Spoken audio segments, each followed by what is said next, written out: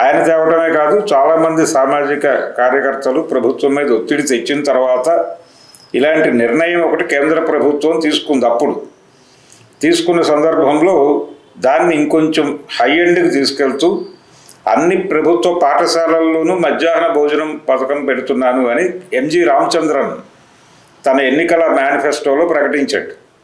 దాని ఇన్స్పిరేషన్తో ఎన్టీ రామారావు గారు ఇక్కడ మధ్యాహ్న భోజన పథకం అని అనౌన్స్ చేశాడు.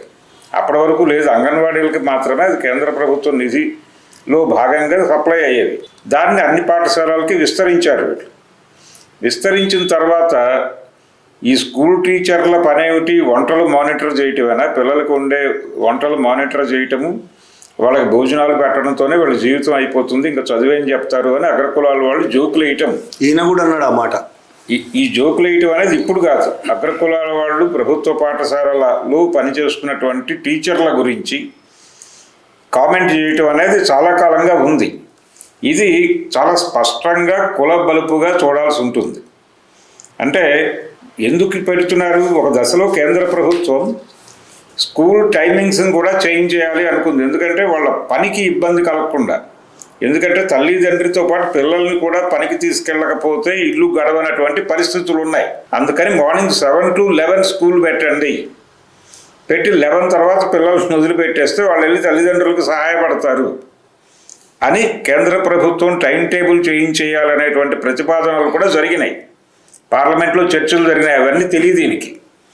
కింది కులాలు వాళ్ళ ఆర్థిక స్తోమత, వాళ్ళ బతుకులేంటి అనే జ్ఞానం లేదు దీనికి. ప్రభుత్వ పాఠశాలల్లో కులగణన చేస్తే 99% కింది కులాల పిల్లలే ఉంటారు అక్కడ. మిగిలిన పిల్లలు, అగ్రకులాల పిల్లలందరూ హాయిగా కార్పొరేట్ బళ్ళల్లో మాత్రమే చదువుకుంటున్నారు.